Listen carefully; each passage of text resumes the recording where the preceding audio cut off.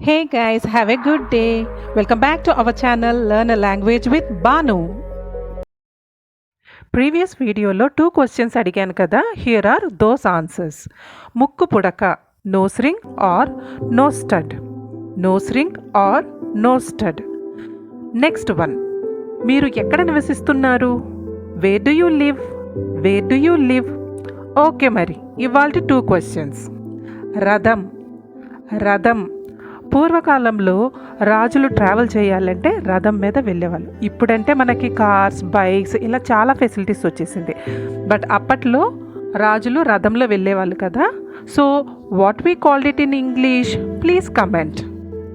Next one, పర్వాలేదు. పర్వాలేదు. Please let me know your answers in the comment box. So without any delay we will move on to today's video. Today's video is everyday English idioms in Telugu. ప్రతిరోజు ఉపయోగపడే English idioms తెలుగులో ఇప్పుడు చెప్తాను. First one, cut to the చేస్. అంటే సమయం వృధా చేయకుండా పాయింట్కి రమ్మని అర్థం. For example, we don't have much time, so please cut to the chase. అంటే మాకు ఎక్కువ సమయం లేదు కాబట్టి దయచేసి పాయింట్కి రండి. ఇప్పుడు చాలాసార్లు కొంతమంది ఒక మ్యాటర్ని లెందీ చేసి స్ట్రెచ్ చేసి చెప్తూ ఉంటారు. అలాంటప్పుడు మనకు విసుగు పుట్టి పాయింట్కి రా అని అంటుంటాం కదా. అలాంటప్పుడు ఈ ఇడియం యూజ్ అవుతుంది. వెన్ పిగ్స్ ఫ్లై, ఎప్పటికీ జరగనిది. For example, I asked my boss if I could go on a 2-month vacation. He said yes when pigs fly. అంటే నేను 2 నెలల సెలవులకు వెళ్ళొచ్చా అని మా యజమానిని అడిగాను. అది జరగని పని అని చెప్పాడు. Okay, next, speak of the devil.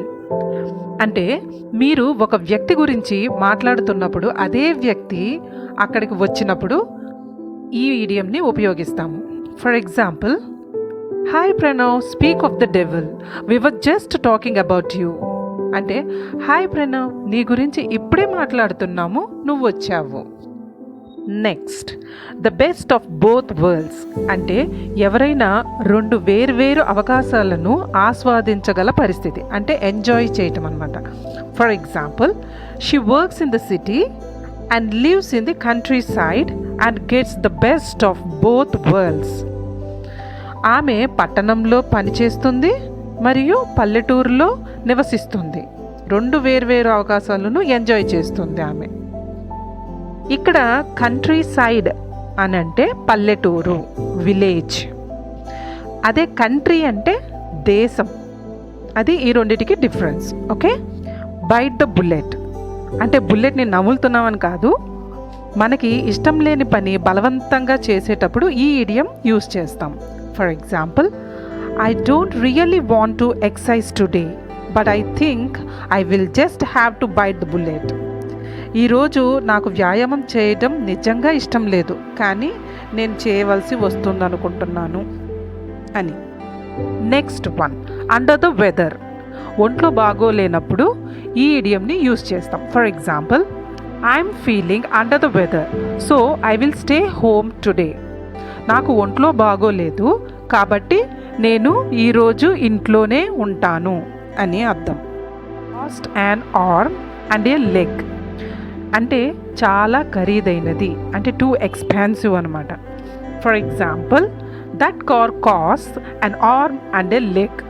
అంటే ఆ కారు చాలా ఖరీదైనది. Let the cat out of the bag. అంటే అనుకోకుండా ఒక రహస్యాన్ని బహిర్గతం చేయటం. For example, I let the cat out of the bag about their surprise party. వాళ్ళ సర్ప్రైజ్ పార్టీ గురించి నేను అనుకోకుండా బహిర్గతం చేశాను. Hit the nail on the head. అంటే తల మీద మేకు కొట్టడం అని కాదు. ఈ ఇడియం మీనింగ్ ఏంటంటే ఒక పరిస్థితి లేదా సమస్యకు కారణం ఏంటో సరిగ్గా వివరించండి అని. For example, you hit the nail on the head when you said the company needs a new strategy. అంటే కంపెనీకి కొత్త వ్యూహం అవసరమని మీరు చెప్పినప్పుడు మీరు సరిగ్గా చెప్పారు అని. బ్రేక్ ఏ లెగ్. అంటే ఎవరైనా ఒక పని చేసేటప్పుడు అంటే ఉదాహరణకి ఎగ్జామ్ రాస్తున్నారనుకోండి, మనం వాళ్ళకి ఏం చెప్తాం? గుడ్ లక్ అని చెప్తాం కదా. అలాంటి టైంలో ఈ ఇడియం యూజ్ అవుతుంది. For example, you have your big presentation today right? Break a leg. నీకు ఇవాళ పెద్ద ప్రజెంటేషన్ ఉంది కదా మీ ఆఫీస్లో, సో గుడ్ లక్ అని అర్థం. పీస్ ఆఫ్ కేక్ అంటే ఏదైనా చేయటానికి తేలికగా ఉండేది.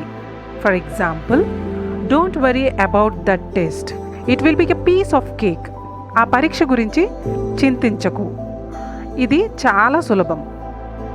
Add fuel to the fire అంటే చెడు పరిస్థితిని మరింత దిగజార్చడం. For example, don't argue back, you will just add fuel to the fire. తిరిగి వాదించద్దు, మీరు చెడు పరిస్థితిని మరింత దిగజార్చుతారు. అంటే ఆల్రెడీ అక్కడ మ్యాటర్ చాలా సీరియస్గా ఉంటుంది, వీళ్ళు వాదించి ఇంకా కోపాన్ని ఎక్కువ చేస్తారనమాట. అలాంటప్పుడు ఈ ఇడియంని యూజ్ చేస్తాం. Go to the extra mile అంటే ఆశించిన దానికంటే ఎక్కువ చేసినప్పుడు ఈ ఇడియంని యూజ్ చేస్తారు. For example, she always goes the extra mile to ensure her clients are happy. అంటే తన క్లయింట్లు సంతోషంగా ఉన్నారని నిర్ధారించుకోవడానికి ఆమె ఎప్పుడు ఊహించిన దానికంటే ఎక్కువ చేస్తుంది. అవుట్ ఆఫ్ ద బ్లూ అంటే అనుకోకుండా ఏదో జరుగుతుంది.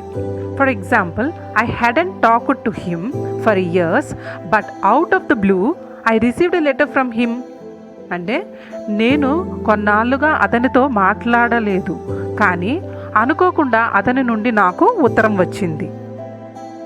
లాస్ట్ ఇడియం చెప్పబోయే ముందు నాదొక చిన్న రిక్వెస్ట్. మీకు ఈ వీడియో యూస్ఫుల్ అండ్ ఇంట్రెస్టింగ్ అనిపిస్తే ప్లీజ్ లైక్ చేయండి, మీ వెల్ విషర్స్, ఫ్రెండ్స్, రిలేటివ్స్కి షేర్ చేయండి. Okay, coming to the last idiom. Once in a blue moon అంటే చాలా అరుదుగా జరిగే విషయం. For example, I only go to the cinema once in a blue moon. నేను చాలా అరుదుగా సినిమాకి వెళ్తాను. Okay guys, I hope you enjoy this video. Thanks for watching. If you have any suggestions related to the next video, then comment it down in the comment box below. If you haven't subscribed my channel yet, then click on the subscribe button.